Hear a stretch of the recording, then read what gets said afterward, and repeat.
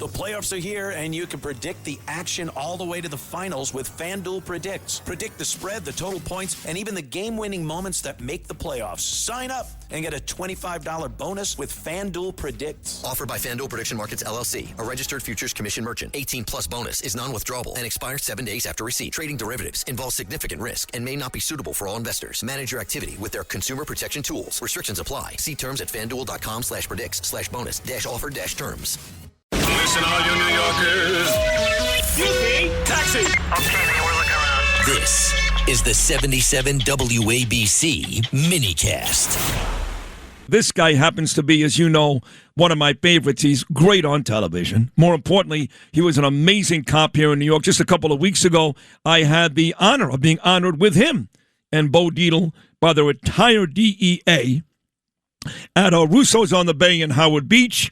My good buddy Paul Mauro. Paul, good morning, pal. How are you? I'm good, Sid. Good morning. Nice to have you here. Let's start with how this whole thing came about. This Cole Allen checks into a hotel room on Friday night looking to commit this heinous act on Saturday. And folks are asking the question, even before he got to the event on Saturday night, how does somebody make it all the way from Los Angeles to D.C. and check into a hotel with a shotgun, a handgun, a bunch of knives? Is the answer as simple as, well, if you take the train, nobody checks your luggage? Is that the easy answer here? Well, that is certainly how he got cross-country, because he knew he can't take a plane with the guns. And so, sure, anybody who's taken Amtrak or any of the commercial railroads knows that, they're not going to check your luggage. And so he could do that. The real question, I think, is, we have to face the fact that the hotel was likely, and let's face facts, Donald Trump has been targeted like no other president in our lifetimes, that the hotel is a very, very difficult place to secure. All hotels are. History has shown that. RFK Sr. was killed in a hotel in a shooting. So that being the case, you have to remember it's a commercial establishment that's going to continue to operate while you're holding this event. You got thousands of guests who are going to expect room service, their rooms to be made up, etc. And so there's a lot of conflicting agendas going on, and that played a factor here because he's there being treated as a guest, that is Cole Allen. And so he's afforded a little bit of maneuvering inside the building that somebody just showing up for the event is not going to have. That's what he used to his advantage. And look, were there better ways to secure it? I'm sure there would have been, but they made the decision to do it the way they did because of what I just said. And I think going forward, what they just have to say is, as the Secret Service, if we can't secure the venue, let's find another venue or do a different event. And that goes for this president who, as you mentioned, there are a lot of people out there proselytizing and really advocating and sanctioning violence against him. There's no doubt about it. They can deny it all they want. That's exactly what they do. Hassan Piker, Hakeem Jeffries, right? The minority speaker. He wants to be the majority speaker. Just a couple of days ago, encouraged violence. Hakeem Jeffries. Let's get to Saturday. So the event gets underway. This guy, I guess I read he was on the 10th floor of the hotel. He was able to make his way to the actual floor of the White House Correspondents Dinner, taking stairs, crouching in certain situations to build his gun, his shotgun. He did have a handgun and a bunch of knives. What can you tell us, Paul Mauro, about when he left his hotel room? What did he exactly do to get to the point where he sprinted past that first perimeter to try to get closer to the president? Well, obviously he had checked in before the event, and it sounds like he had scoped out the area and knew where the ingress and egress was going to be near the ballroom. So apparently what he did day of is he knew the timing of it, and I guess he reasoned, unless, there's something else that's going to come out here that we don't know about, he reasoned that the dais would have been seated. Then he left his hotel room, came down an interior staircase that apparently nobody was monitoring, and got to a small room, some kind of utility room, that was just off the room that we've all seen that he charges through.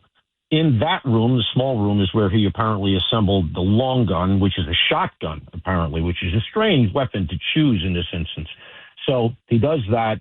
And then he leaves there and sprints through that room, the last room towards the last line of defense, which is the magnometers. That's where the service was, and that's where they stopped him. Had he gotten through there, it was a few short steps down and then into the ballroom.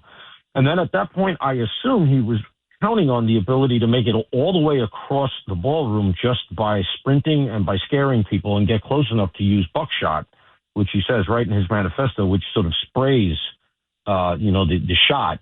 You'd have to be pretty close to the president to do that. And then I assume usually you get 2 shots with that if it's double barrel. And then he had a handgun that I assume he was going to go to because he said that his target was Trump officials, plural. So that seems to be the plan. And all I can say is, look, thank God they stopped him. We all know that. Hats off to the Secret Service. But consider, Sid, he had gotten close enough that he was just outside the ballroom. What if he'd had a bomb? What if he'd had a machine gun or something? This could have been a lot worse. And I do really think, I just have to double tap what I said earlier. We have to look at these things because Donald Trump's got another 3 years, and they're going to keep trying, man. Oh, they're going to keep trying. Like I said yesterday on Twitter, they'll keep trying as long as Democrats keep lying. They'll keep trying as long as Democrats keep lying, and they will keep trying. And you're right. If they had a bomb, or somebody had a bomb or a machine gun, it could have been a heck of a lot worse. I mean, this guy's plan was actually silly. He was going to run past, all these different stages of Secret Service, carrying a heavy shotgun and knives. What do you need knives for? I don't know. And then he talked about in his manifesto how he didn't want to have to kill Secret Service people or the Capitol Police. They were nice people. They didn't deserve to die, but he would do whatever it took to make sure he killed people inside the room. So the truth is, while he did get a little too close for most people's comfort, and he was heavily armed, his plan for a very, very smart guy was kind of stupid, no? Yeah, this guy's a loser. Let's not mince words, all right? Look, he's innocent until proven guilty. Who's also a loser? Mangione. Who also is a loser? The shooter of Charlie Kirk, all right?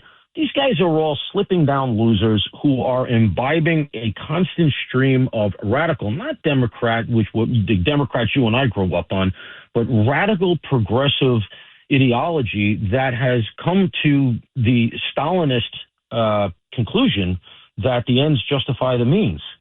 And, when I was growing up, that statement, as we were taught Soviet history, was an example of how far off track the hyper-left had gone as it manifested itself in Soviet Russia. Now, it is mainstreamed.